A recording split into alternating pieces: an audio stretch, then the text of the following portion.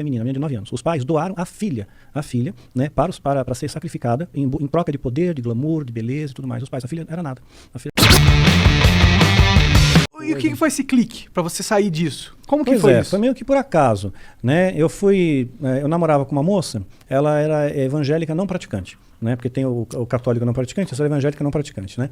E aí nós somos uma igreja, né? Era a Igreja Batista do Morumbi, isso eu posso falar, né? Na época o pastor era o Ari Veloso, um homem de Deus, rapaz, muito bom ele.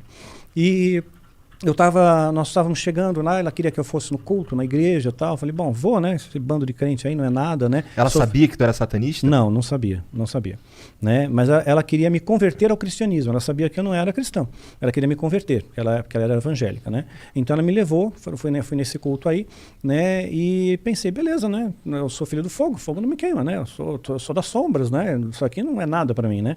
Mas quando eu estava entrando, tinha uma banda de louvor tocando, né? E era um louvor genuíno, verdadeiro, uma adoração verdadeira, né? Pura, né? Porque era um show. Não era um show, não era um espetáculo, né? Não é como... sabe aqueles louvores mais antigos? Sérgio Pimenta, Guilherme Kerr, né? Nelson Bomilcar, não sei se você conhece. Eu já não manjo. Uns bagulho meio harpa cristã? Não, harpa cristã não. Tá. Não, aí é muito bitolado. Tá. Né? Tinha, sim, a bateria, a guitarra e tal. Né? Mas não era um órgão? Não era um órgão. Então era o tal do grupo do Milad, do Nelson. E eles estavam cantando uma música que eu lembro até hoje, a letra, é meu, somente meu, todo o trabalho, e o teu trabalho só descansar em mim. Naquele dia, aquela música, aquela canção, aquelas notas musicais me mandaram pro chão, eu caí. Eu perdi os sentidos ali, somente se eu escutar o som daquela música. Hoje, essa música me mantém em pé.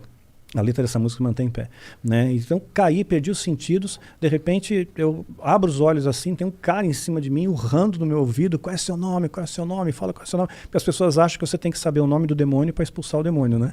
Mas não tem isso, né? Todo demônio se sujeita ao nome, que está sobre todo nome, que é o nome de Jesus, né? Então eu falei meu nome e tudo, e levantei, né, e aquela moça, a família toda ficou toda estarrecida de ver aquilo, né, falaram que foi uma cena horrível e tudo mais, eu não vi, né, mas só as pessoas que... Tu só apagou? Apaguei, né, e não vi o que aconteceu.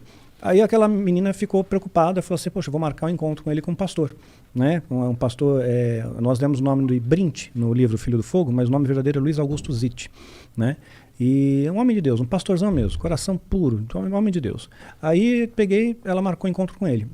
E aí eu peguei e falei, tá, eu vou fazer um feitiço contra ele, vou fazer ele ficar doente. O lance de tu cair na igreja lá, perder o sentido, ter um cara ali falando contigo ali, isso não te desmotivou de forma nenhuma? Não me desmotivou, não, fiquei indignado com aquilo. Eu queria entender o porquê, eu perguntei lá no satanismo, para o sumo sacerdote. Eles falavam que eu não estava pronto para entrar ainda numa igreja, naquele momento, aquele grupo tinha, digamos, o que a gente pode chamar de unção.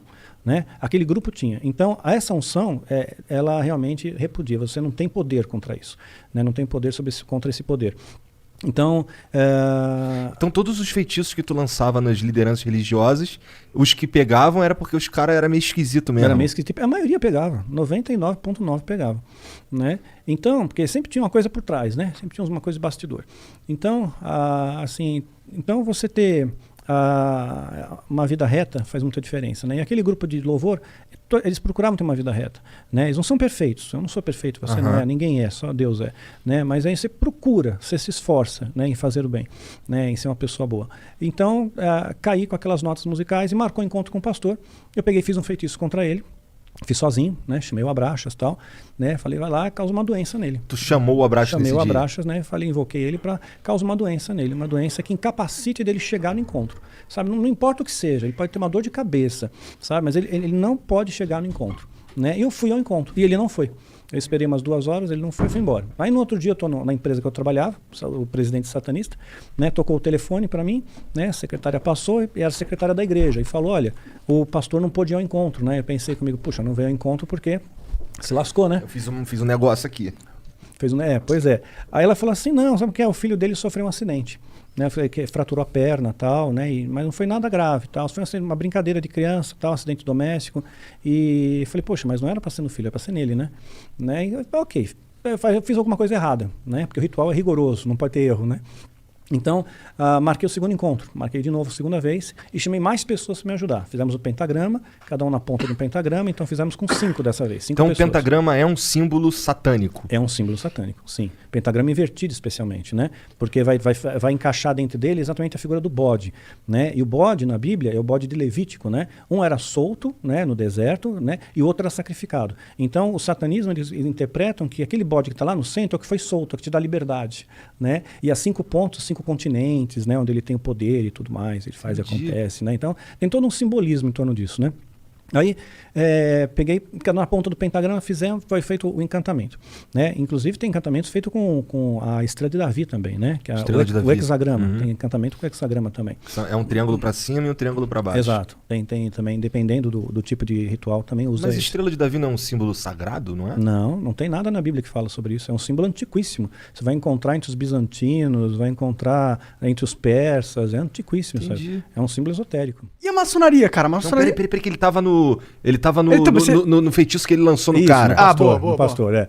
Então, aí o primeiro deu na criança. O segundo, chamei esse pentagrama, em cada ponta do pentagrama, lançamos o feitiço, né? Esse feitiço foi um pouco mais forte, né? Nós fizemos para causar um dano maior, né? Então, assim, um acidente severo com ele. Mas nesse feitiço aí ainda invoca alguém? Invoca mais de uma entidade.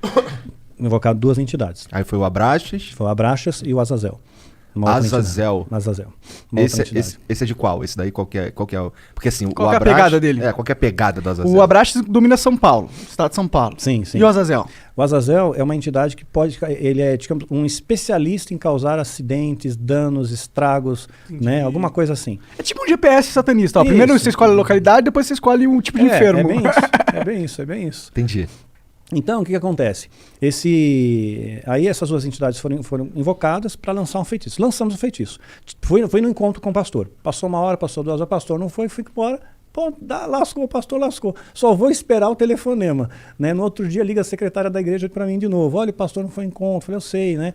Então, o que aconteceu? Ele bateu o carro. Olha, foi um acidente violento, né? Deu perda total, acabou com o carro do pastor, né? E eu já pensando, onde é que ele está hospitalizado, né? Porque se eu souber o hospital e tiver satanista infiltrado, né? Porque tem muito tráfico de órgãos, muita coisa no meio aí, nesses bastidores. Caralho. Né? Tem. Mas por que os caras querem órgão pra vender? Cara, vender, fazer ritual. Capitalizar. Também. Capitalizar. Entendi. Capitalizar. Daí agora, mas o pastor não se quebrou. Não, ele saiu inteiro. Porque 1000 cairão à direita. 10 mil, você não vai ser atendido. E ele falou, mas o pastor não sofreu um arranhão, glória a Deus, né? Fiquei com tanta raiva daquela secretária, vontade de dizer para ela, me dá seu nome completo, data de nascimento, feitiço é para você agora. Voltando ao pastor, lançou o feitiço. Perda total no carro, o cara tá inteiro. Aí eu peguei e falei, não é possível, né? Aí falei com os sumos sacerdotes. E os sumos sacerdotes falaram, realmente, você é filho do fogo, o fogo não queima, isso, aquilo, né? Mexeu com todo mundo. Nós vamos fazer um feitiço, vamos acabar com ele. Vamos oferecer 13 vidas pela vida dele. Eita! Ou seja, se ele morresse, 13 vidas seriam ceifadas em ritual, né? Para pagar os demônios. Como se escolhe essas vidas? Olha, alguns se voluntariam, outros pais doam seus próprios filhos ou sequestro. A maior parte por sequestro. É o que eu te falei, pessoas desaparecidas. Muita gente desaparecida. Mas aí o cara... E aí, foi feito o ritual? Né? Aí foi feito o ritual, com sumos sacerdotes, né? Aí esse ritual não posso entrar em detalhes. Esse aí é bem mais pesado. Né? Foi feito o ritual e eu tive certeza plena, né? Que realmente aquele homem, ele ia morrer. Mas materializou uns caras? Materializou. Quantos dessa vez? Materializou 9. Caralho! 9. Bem no 9. 9, né? 9. Nossa. Abraxas, Azazel... Astarote, Asmodeu, Leviatã, Abaddon. Ih, o Abaddon! Pô, escuta em mim. Já escutou em Abaddon? É que Abaddon tem um herói no Dota, que é o jogo que a gente joga. Sim. O nome dele é Abaddon. Tá. Mas ele é meio demoníaco. Esses nomes são famosos. Ele é o Death Knight. Eles vão parar na mídia mainstream, vira e mexe. Azazel, já vi vários filmes. Nos filmes ele aparece como o Anjo da Morte. Tem o Astarote também, já ouvi falar. Sim. Já ouvi falar de vários. Mas aí, fez o ritual, o que rolou depois? Fez o ritual, então, eu tinha certeza que aí o homem ia morrer. Porque o ritual já era para matar ele, né? Então, eu falei, ok, né? Se é para matar, que morra logo, né? E marquei outro encontro. Mas assim, eu fui triunfante naquele encontro, né? Eu fui regozijante, todo feliz, imaginando, puxa vida, eu vou pegar... Não vai ter encontro? Não vai ter encontro, né? Esse cara não vem, já era, está lá visto. Olhava para a secretária e ficava pensando, quero ver você falar agora alguma coisa para mim, né? E eu deu 2 horas, eu cansei, né? Tô indo embora, né? Bem na hora que o pastor chega. Ele chegou. Ele estava com o ar meio abatido, tá transpirando muito, abatido, né? Mas ele pegou, falou, que bom que você está aqui ainda, né? Me atrasei, né? Mas ele não falou o que aconteceu, né? Então, E tu nunca soube? Nunca soube. Tá. Né? Ele não entrou no mérito do que aconteceu, mas ele estava abatido. E ele pegou e falou, vamos conversar, né? Olha, naquela época eu estava no platô do Kung Fu, né? Feiticeiro do satanismo. Quer dizer, aquele homem não era oponente para mim, mas eu tive um medo dele, que me arrepiou dos pés à cabeça, né? Porque ele tinha... Era para estar morto. Era para estar morto. Eu tô vendo alguém vivo que era para estar morto, né? E ele tinha unção, tinha essa unção, tinha essa autoridade, tinha essa... É um homem de Deus, né? Um homem de fé. E eu tinha receio que se eu tocasse nele, se eu pegasse na mão dele, ele estendeu a mão, não estendi, eu ia cair de novo, porque eu já estava com aquele trauma que eu caí na igreja lá, né? E então eu falei, pastor, desculpa, o senhor chegou atrasado, eu vou embora, eu tenho um compromisso. Menti, né? Aí ele falou, tudo bem, olha, se você não quiser conversar, a gente não conversa, uma conversa rápida, 5 minutinhos só, vai. Olha, demorei tanto para chegar até aqui, você não sabe o que eu passei para chegar até aqui, me dá 5 minutos só, te prometo que não vai passar 1 minuto a mais.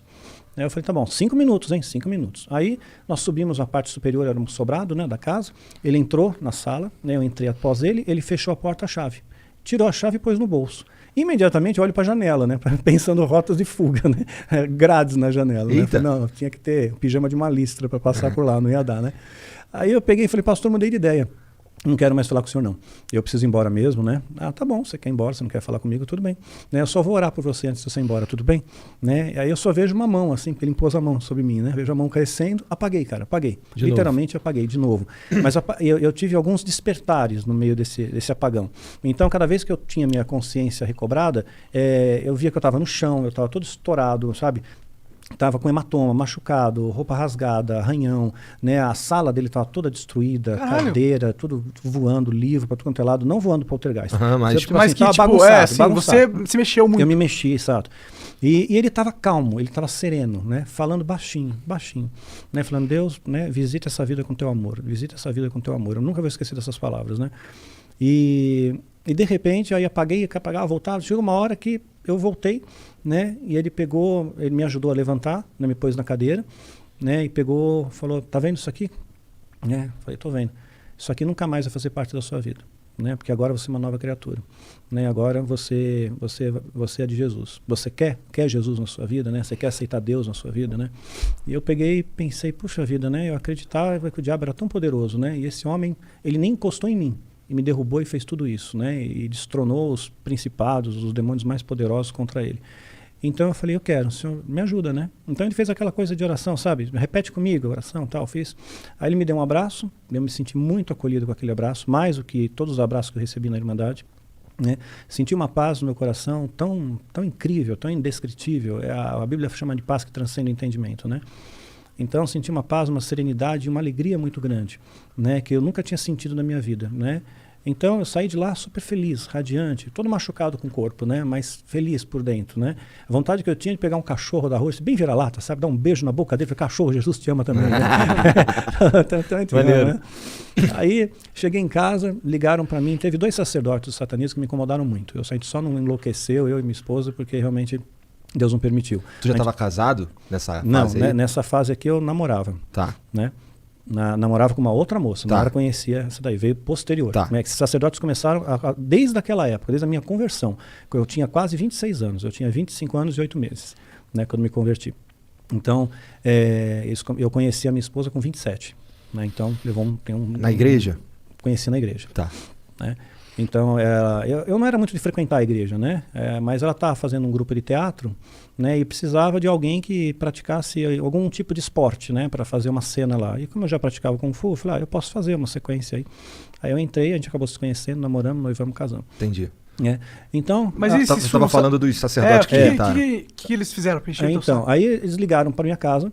Nesse mesmo dia? No mesmo dia. Eu cheguei em casa, passou 1 hora mais ou menos, o telefone tocou.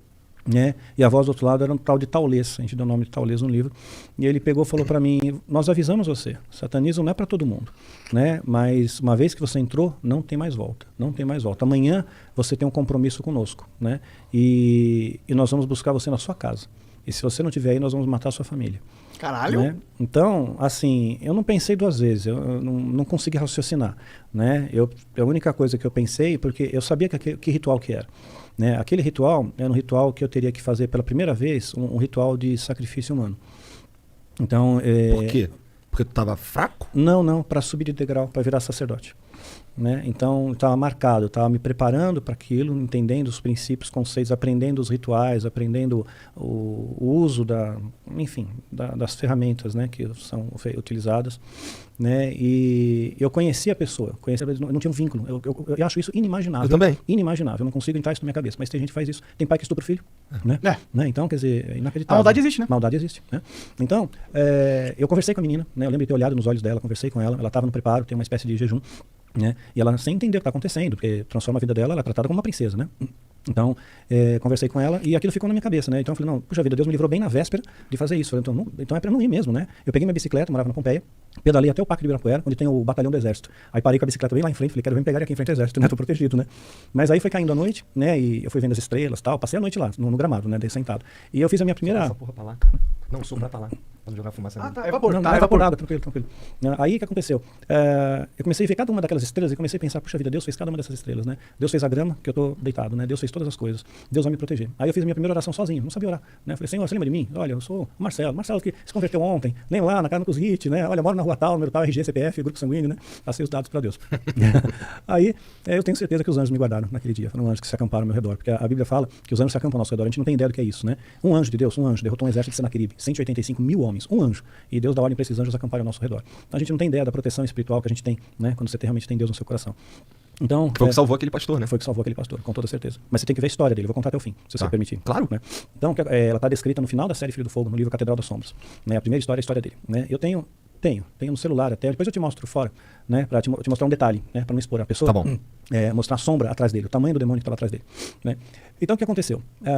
Esse pastor era a minha única referência que eu tinha, era ele. Né? Então, quando ligaram para o Osório que me ameaçou, né? Eu pedalei, fiz aquela oração, voltei para casa, tentei ligar para o pastor. Não consegui mais falar com ele, perdi contato total com ele. Ele não está mais na igreja, ele saiu, ele não trabalha mais aqui, né? Perdi contato. Fiquei em desespero, porque ele era a única referência, era o meu esteio. Né? Falei, como é que eu sozinho vou lutar contra uma organização, aceita um monte de gente que se protegem, podem me sequestrar, podem me sacrificar, vão me cremar, vou virar pó e sumo, simplesmente desapareço, né? Então, o Zord falou aquilo pra mim, né? No dia seguinte, que seria o dia que eles teriam que vir me buscar, eu também não fiquei em casa, né? Saí também, né? Pra eles não me acharem, e nada aconteceu com a minha família, né? Eu pedi pra Deus guarda a minha família. Não ia contar pra minha mãe, se vier uns caras estranhos aqui e tal, né? Não falei nada. Tua família também não sabia que tu curtia essas paradas? Não sabia. Tá. Sabia que eu saía, né? Que eu dava umas sumidas às vezes, né? De uma semana, mas era normal, né? Falava passar uns dias lá com a minha alma gêmea, né? Com a fulana. De certa forma ia mesmo, né? Ia mesmo, né? Então... Só não era uma gêmea, mas tudo bem. Não era uma gêmea. Quando você descobriu que ela não era uma gêmea? Na verdade, você vê uma incompatibilidade, né? Você tem muita ilusão. Se a pessoa fala muito em cima da sua cabeça, aquela pessoa é só uma gêmea, olha só, como que não é, né? E era uma moça bonita, né? Então, até hoje, ela é uma moça bonita. Né? Só que ela continua ainda, não? Não. Ela continua no satanismo, ela não saiu.